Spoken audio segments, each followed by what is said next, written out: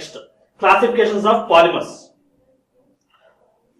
So based upon the structure, those are classified into two types. It means based upon the is carbon background, those are classified into two types. That is organic polymers and inorganic polymers. So organic polymers. So the organic polymers, the polymers which are having CH, carbon and hydrogen background groups, those are called organic polymers. It means C2H4, CH2,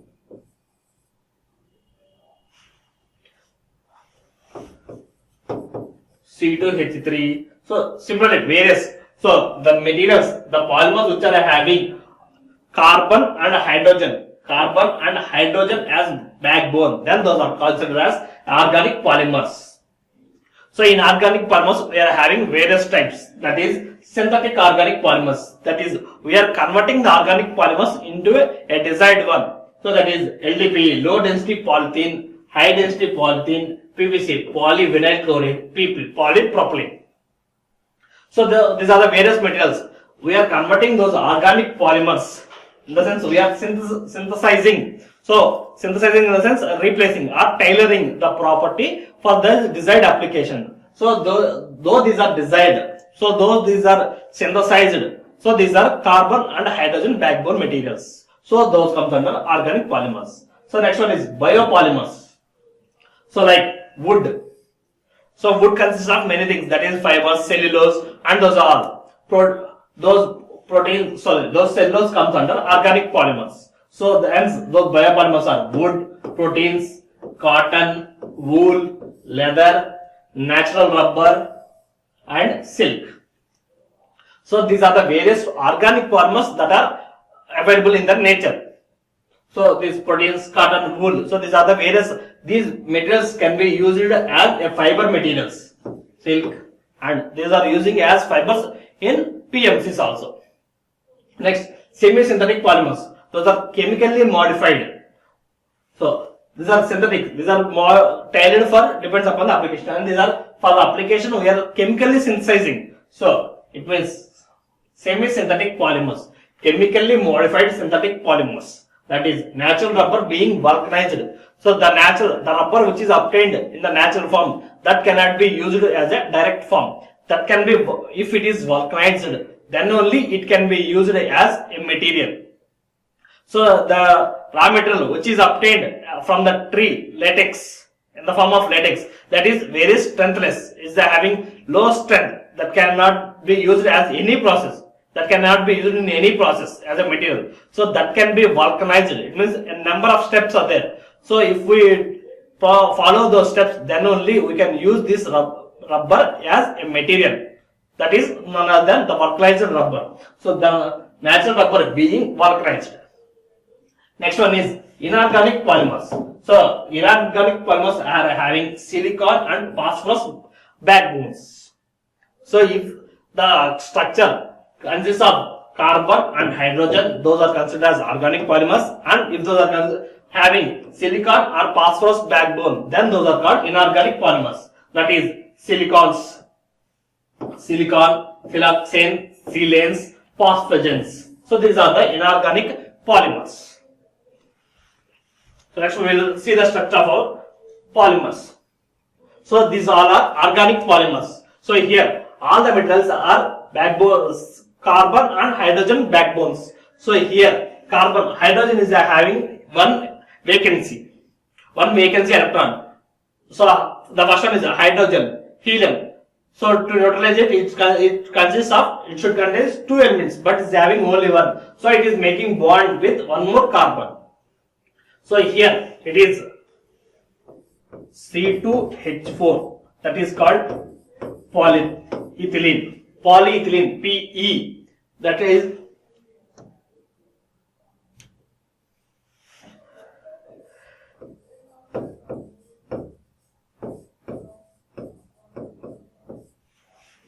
the chemical formula of polyethylene is C2H4. So it consists of two carbons and those are mixed with four hydrogen elements. So the backbone of this is carbon and hydrogen.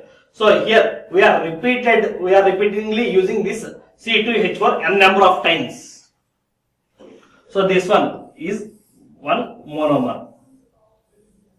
C2H4 is one monomer. We are joining n number of monomers together to get a polymer. So similarly, one of the hydrogen is replacing with chlorine. So initially it is H. So C2H4. So carbon is bonded with two hydrogens and two carbons. Here carbon is bonding with two carbons, one hydrogen and one chlorine. So if we replace one of the hydrogen with chlorine, then that is called PVC, polyvinyl chloride. So next, similarly here we are replacing one hydrogen with a CH, with one more one. That is, so that here one of the hydrogen molecule is replacing with CH3, so that it is polypropylene. So if we are replacing one of the hydrogens with one more, then the property of the material will be changed. So for the desired application, we are changing the various properties by changing various elements. So these are the various organic materials. So this is one polythene, polyvinyl chloride, polypropylene. So here all are having carbon and hydrogen backgrounds. The only thing is here we are replacing hydrogens with one more element to get a desired property. If we add chlorine, the strength of the component will be increased and it will consist of high flammable resistance. Structure of polymers. Structure of polymers is none than the arrangement of monomers. So the arrangement of monomers is called structure of polymers. So these are the various monomers. So here we are arranging all the monomers together to form a polymer. So the arrangement of those monomers is called a structure of polymer. That also called as chain structure. That it means molecular architecture. The arrangement of molecules is called our chains. That is called structure of polymers. So structure of polymers can also be called as monomer arrangements, chain structure, or molecular architecture. The arrangement of all monomers is called chain structure. So we are having four types of chain structures, that is linear chains. First one is linear chains. Here polymer consists of a single continuous chain. So this is the example of this. So it consists of a single continuous chain of repeated units. So it consists of, so in the earlier slide we discussed about C2H4. So that's a unit. So n number of repeating units. So here all the monomers are forming together as a single chain, single continuous chain of repeated units. The characteristics of thermoplastic polymers. So most of the thermoplastic polymers are having this type of linear chains. All the monomers are arranged in a singular line. Example: polyvinyl chloride, nylon, acrylics, etc. So in linear chain, all the monomers are found in a single line, single continuous chain. So this one is branched chain. So if it is a single line, then that is called a linear chain. Whereas here some of the lines, some of the monomers are formed in a different line, as those are converting as branches. So this is called as branched chains. Polymer that includes side chains. Polymer that includes side chains of repeated units connecting on to the main chain. So this one is the main chain. So this is the main chain.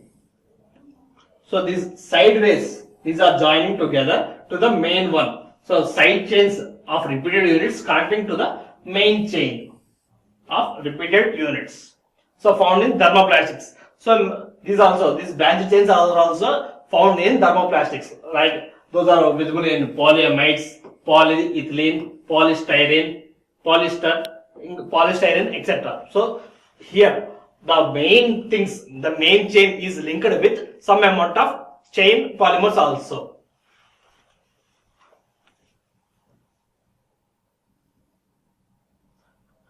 Next one is cross-linking. So here the main chain, this is the main chain and this is the main chain. So some more side chains are interlinking to the main chains. So earlier in the branch chain, it is not linking to one more chain, it's a free one. So whereas here this side one is interlinking to one more repeated chain. In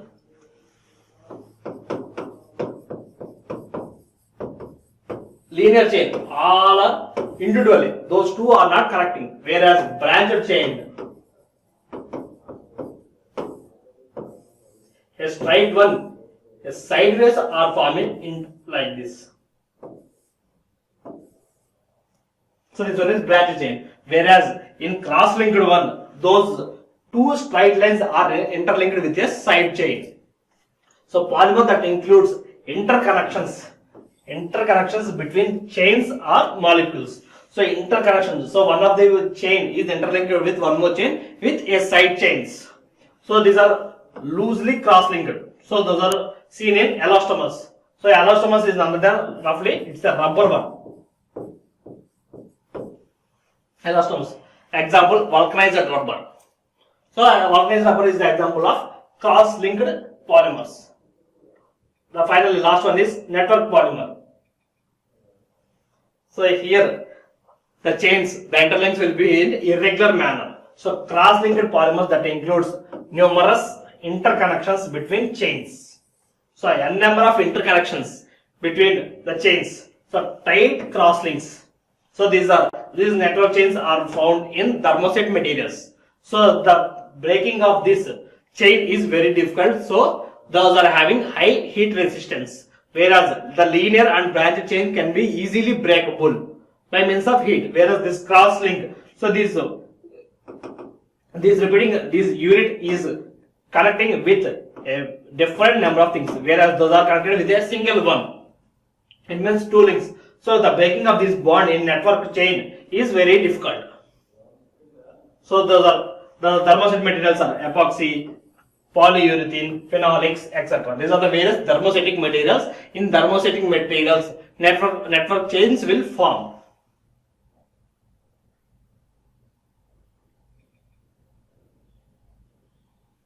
Next one is elastomers. So elastomers are having cross-linked chains. So here one of the black one is the main chain and those two black chains are interlinked with a red one. That means by means of a small chain. So if we stretch this elastomer, that can be shaped like this, and if we release that, relax. If we relax that, then again it will get to their original position. So elastomer. So elastomers are also known as rubbers. Elastomers are also known as rubbers. So polymers that exhibit extreme elastic extensibility. If we stretch the polymers, if it is showing a higher extension, then that is called elastomers. Extreme elastic extensibility when subjected to relative mechanical stress. If we are applying a tensile load, means if we are stretching the component, if it is showing extremely extensibility, then that is called elastomer. Then generally has very low Young's modulus and high failure strain rate. High failure strain, why? Because it is not failing. It is not in the plastic range. It is in elastic range. If we are stretching, if we are dragging by means of tensile loads, it is extending. It means it is extending, but it is not breaking. So due to that, that is having high failure strain rates. High failure rates. So it is if it is in plastic range, it will easily break. Whereas now it is in elastic range, it will stretch, but it will not break. Due to that, it is having high failure rates. Next, consists of polymer chains that are long and flexible with higher coil structure. Higher coil structure. This is the one similar to coil. So if the monomers are arranged like this, then that is called coil. So these are having high coil structure. Those all the monomers are in a single place that can be stretched. So if we are stretching, then it will be elongated. If we relax it, again that will be converted to a coil form. Highly coiled structure with cross links. Structure similar to thermoset but different properties. So some of the thermoset materials can also be observed by means of these cross links, but these are having different properties. Possess other properties such as low permeability. Permeability in the sense penetration. So low permeability to gases, water, steam, chemicals. So these metals will not allow these water or gases to pass through the materials. So this means low permeability, low penetration of gases, water, steam and some chemicals. Next, these are good electric and thermal insulations. So these polymers, it means rubbers are having good electrical insulation. That's why many of these electrical glazes are made up of rubber. And these are used as a thermal insulator also. Next, abrasion resistance. So if the material is in plastic range, then it will easily break. Now these are in elastic range. So these are having high failure resistance as well as these are having high abrasion resistance. These are having shock and vibration insulators. Only thing is this is in elastic range. The property of the property of the elastomer is in elastic range, so that these are having high abrasion resistance, high shock resistance, and those are used as vibration insulators also. These are the various properties of elastomers.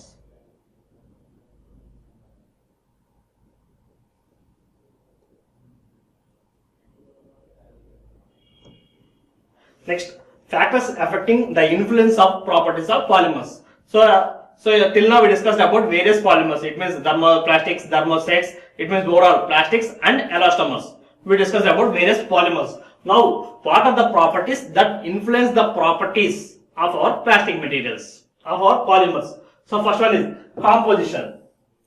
So the number of carbon, hydrogen or chlorine or benzene. So whatever the composition, the elements, the percentage of various elements depends upon the property, influence the properties of our polymers. So depends upon the composition. It means if it is organic, it consists of C, hydrogen groups, CH3, benzene. So this is the benzene ring. So benzene. So similarly, chlorine, boron. So various elements can be doped into our main unit. So depends upon the elements, those properties will be influenced. Next, the molecular weight. Depends upon the molecular weight, the property will be varied. And the next one is amount of unreacted monomer in the polymer. So polymer consists of n number of units, but among them only some monomers will not react or will not bond with one more monomers. So depends upon the unreacted. So depends upon the linkaged polymers, the property will be varied. And depends upon the crystallinity. In the next slide we will discuss about this crystallinity and additives. So to improve the property of our polymers, many of the additives can be added. So it means to improve its weight, or it means to improve its density, it means low density, or to improve its fire resistance, to improve its corrosion resistance or chemical reactness. So various additives can be added into this polymers. So depends upon the addition of these additives, the properties will be varied. So these two will be discussed in the earlier slides. Next, the degree of polymerization, total number of units. So number of units, so C2H4, like that. If it is a number of units, then the property will be high. If it is only less, the property will be less. So depends upon the degree of polymerization. It means number of polymer units, the strength will be varied. So it means property. Degree of polymerization, it means total number of repeated units in the chain.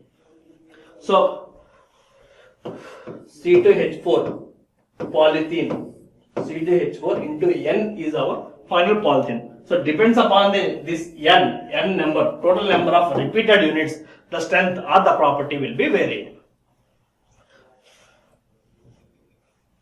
So this is the crystallinity. So this one is the crystalline structure. So here all the monomers are arranged in a particular fashion, whereas here it is arranged in a random one. So here this one is the crystalline region and the rest of the thing is amorphous region.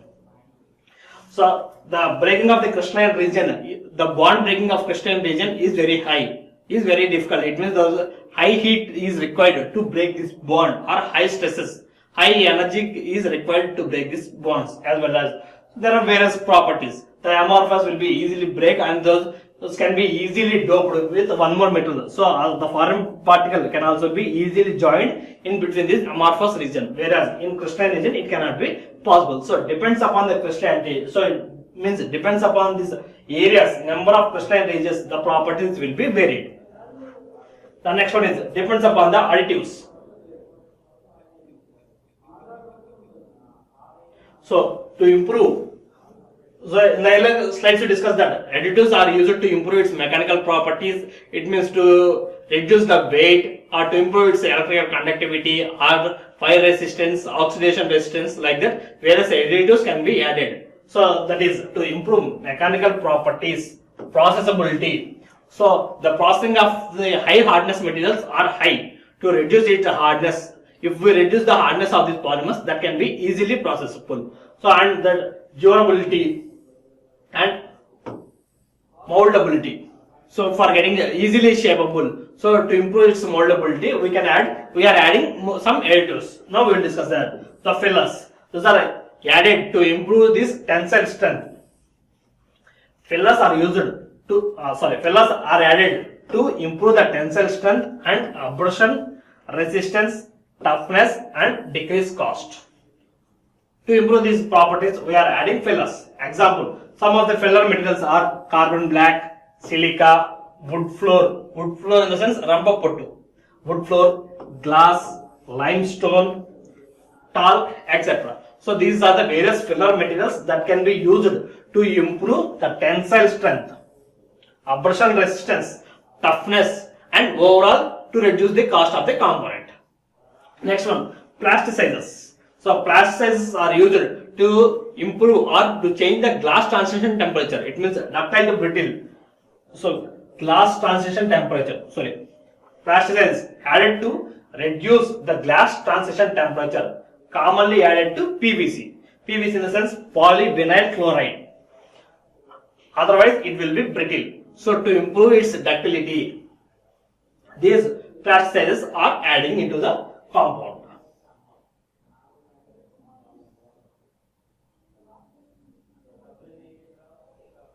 Some more additives, antioxidants. So prevents deterioration to environment. It means it's a reaction. So it means it is used for prevent oxidation and it is used to prevent UV lights. So it can withstand the sunlight also. To improve its sunlight withstanding capacity, we are adding antioxidants. Next, detortination in the sense wear resistance. Wear or chemical resistance to the environment. So it means other than the reaction.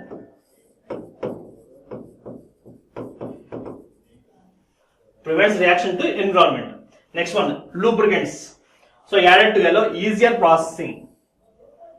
So as we know that the lubricants are used for improving the machinability as well as for reducing the heat during machining process. So if we are applying the lubricant, the process will be in the sense the material can be easily flowable. So that can be easily processed. Added to yellow, easier processing. Next, slides through dyes. Slides through dyes is a the wrong one. Next one is colorants. So to get the various colors of these, we are adding those colorants, that is dyes and pigments. So to obtain a green bottle, blue, red, purple, green, orange. So to get a different colored components, we are using different colorants. Next, flame retardants. As we know that our polymers are highly reactive to flames. Those are easily flammable. So to reduce its flaming capacity, we are adding chlorine, fluorine and boron. So Cl.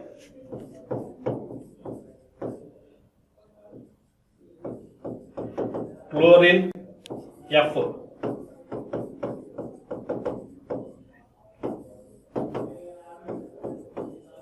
So these are the various flame retardant materials. So if we add chlorine, then the fire resistance will be improved. Next, anti-static agents attracts moisture from air. Attract moisture from air to plastic surface, improves surface conductivity. To improve its property, we are adding some anti-static agents.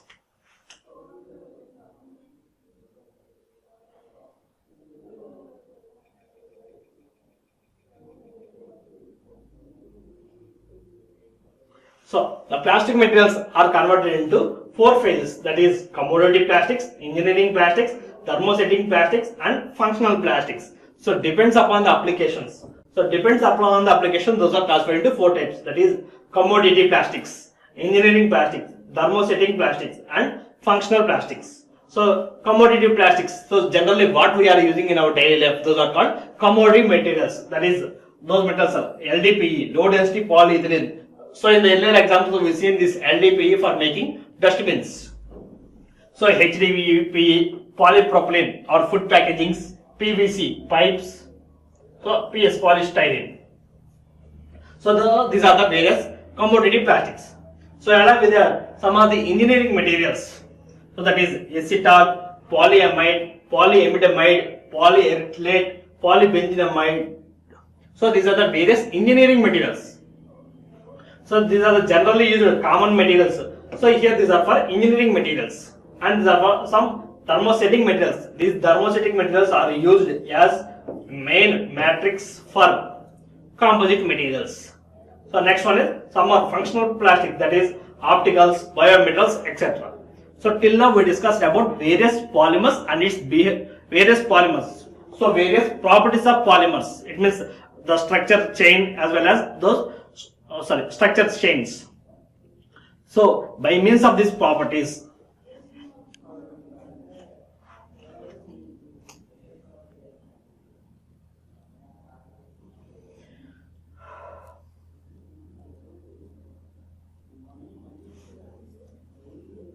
so in the next class,